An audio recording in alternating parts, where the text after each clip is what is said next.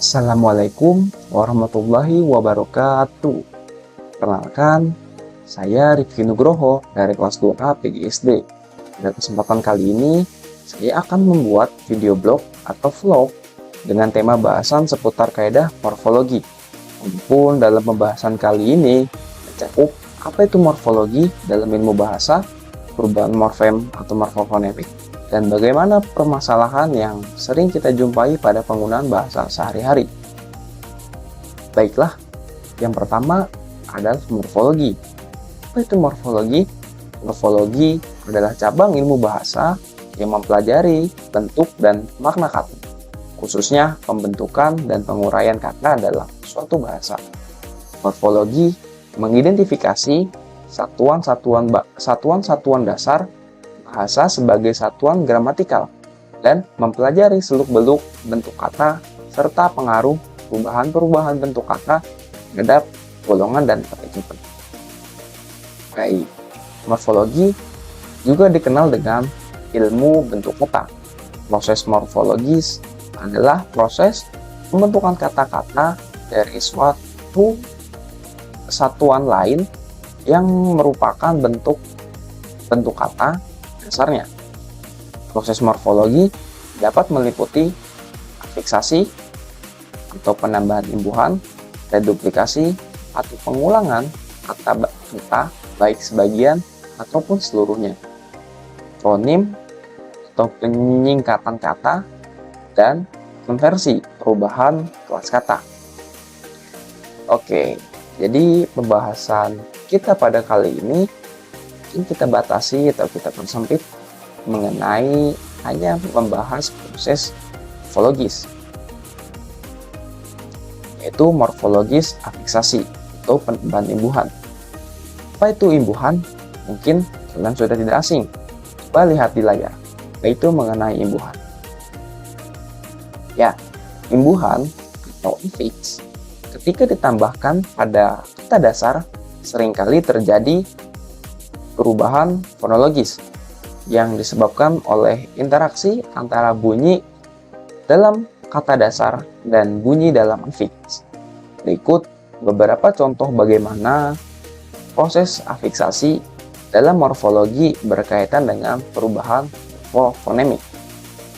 Morfofonemik bagi beberapa menjadi beberapa proses ya. Yang pertama ada penambahan fonem dan yang kedua adalah penghilangan fonem. Pertama, penambahan fonem. Proses penambahan fonem antara lain terdiri pada bentuk dasar atau kata dasar yang bersuku satu.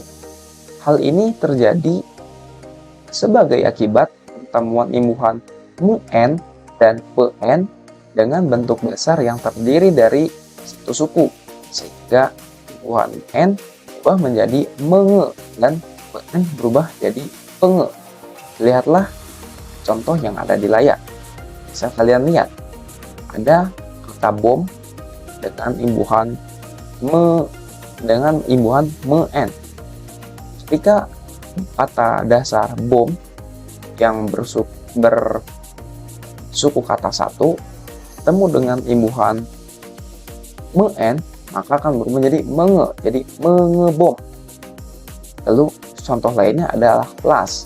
Las merupakan kata yang bersuku kata satu. Ketika bertemu dengan imbuhan pen, maka akan berubah menjadi penge. Las ketemu dengan imbuhan pen akan berubah menjadi pengelas.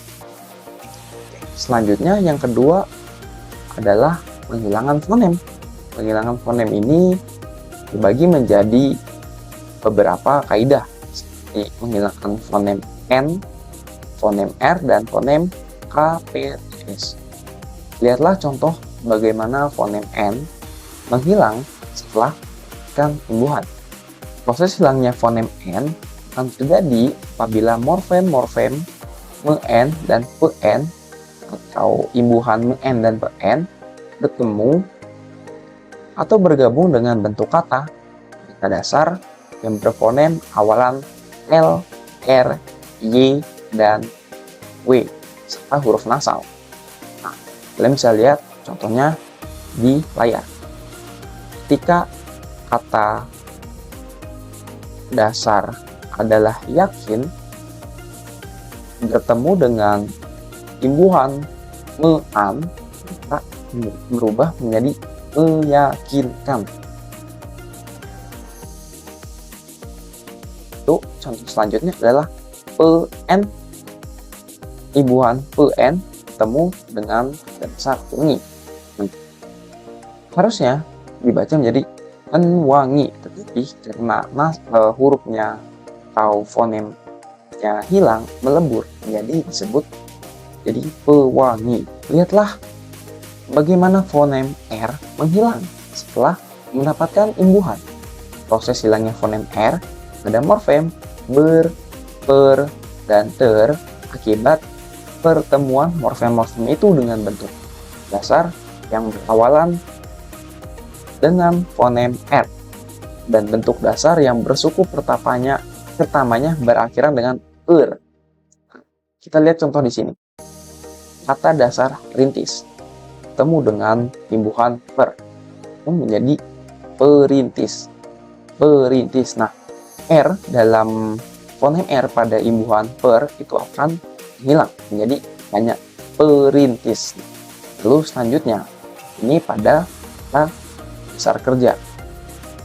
Kata dasar kerja fonem awalnya bukan R tapi K. Nah, ini masuk kepada kaidah kedua yang mana suku pertama berakhiran dengan er. Nah, kita kerja suku pertamanya berakhiran dengan er. Kerja. Nah, ketika kerja bertemu dengan imbuhan ber, dia akan menghasilkan bentuk atau bunyi bekerja. R pada kata R pada imbuhan ber itu akan hilang. Penghilangan atau peleburan fonem KPTS yang melebur setelah mendapatkan imbuhan. Demikian pula men dan pen bila bertemu dengan bentuk dasar yang berawalan fonem ATS yang berasal dari kata asing yang masih mempertahankan keasingannya. Fonem AS itu hilang. Menurut buku menulis artikel ilmiah yang komunikatif ditulis oleh Wahyudi Wibowo tahun 2022, kata dasar yang berawalan KTPS yang mendapatkan imbuhan me, pe, atau meng tidak luluh jika kata dasar tersebut tidak berasal dari bahasa asing. Kaidah ini berlaku untuk kata dasar bahasa Indonesia.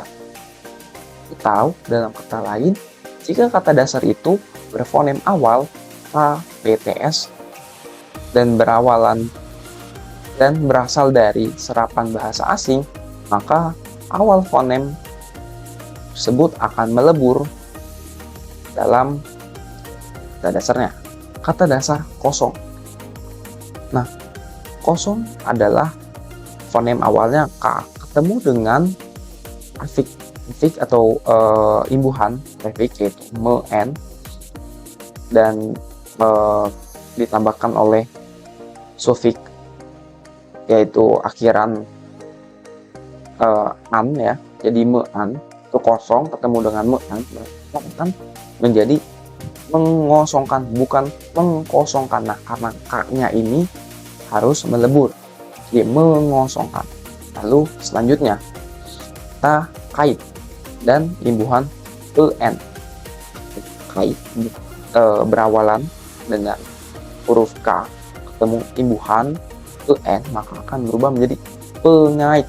Setelah kita memahami kajian morfologi, lantas bagaimana permasalahan yang dijumpai pada pelafalan maupun penulisan yang digunakan remaja saat ini? Saya telah mewawancarai dua orang narasumber, yaitu teman saya, bisa kalian lihat di layar, yang mana saya secara tidak sengaja melihat postingan mereka di media sosial seperti WhatsApp dan Instagram. Secara sadar saya melihatnya seperti ada kekeliruan dalam penulisannya. Seperti apa kekeliruan tersebut? Mari kita bahas. Ya, bisa kalian lihat di layar Apa yang menjadi permasalahan pada penulisan tersebut? Apa yang ditemukan pada contoh kasus di atas, narasumber 1 maupun narasumber 2 keliru dalam menggunakan kaidah kebahasaan. Pada narasumber pertama, kata dasar kait dipasangkan dengan imbuhan "-an". Dia menuliskan dengan mengkaitkan, ada huruf "ng". Nah, menurut kajian morfofonemik ini adalah kekeliruan. Sebagaimana yang diketahui dalam jurnalnya Hidayah tahun 2018, ia mau memaparkan bahwa kata kait merupakan bahasa serapan yang diadaptasi dari bahasa Arab, yaitu qayyid, yang berarti sambung atau mengenai. Kata dasar kait tersebut merupakan kata serapan dari bahasa asing. Ini mengacu kepada salah satu kaidah dalam morfofonemik, yaitu peleburan, di mana ketika kata serapan bahasa asing dengan awalan kata diawali fonem K, P, T, dan S, maka dalam penyebutan dan penulisannya akan melebur dalam afiks atau imbuhan. Maka penulisan yang ideal akan seperti ini. Ayat. Oke, begitu juga halnya yang ditemukan pada akun media sosial narasumber kedua. Ia memposting mengenai kampanye untuk menjaga generasi muda yang melansir dari situs UNICEF. Dalam postingan tersebut terdapat kekeliruan dalam penulisan tentang mengkampanyekan merupakan bentuk kata setelah proses fiksasi dengan penambahan imbuhan sufik dan prefik, yaitu me-en dan an. Jadi me-an. Menurut Zara dalam jurnal lain yang membahas mengenai analisis penyerapan bahasa Belanda yang menjadi bahasa serapan dalam bahasa Indonesia tahun 2019, ia menyantumkan bahwa salah satu bahasa Belanda yang diserap ke dalam bahasa Indonesia adalah kata campaign, yaitu CMPAGNE, seperti di layar, yang berarti menyuarakan atau mencari dukungan. Kata tersebut diserap ke dalam bahasa Indonesia sehingga terjadi perubahan secara fonetik yang sesuai dengan alfabet penutur bahasa Indonesia menjadi kata kampanye.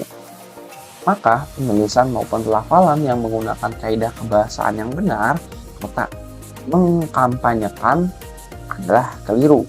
Bisa kalian lihat pada layar bagaimana penulisan yang ideal, yaitu dengan menghapuskan huruf K-nya. Mungkin pembahasan materi kita sampai di sini saja. Semoga ilmu yang saya sampaikan bisa bermanfaat, berbagi pengetahuan, dan menjadi pengetahuan bersama bagi kita semua. Terima kasih.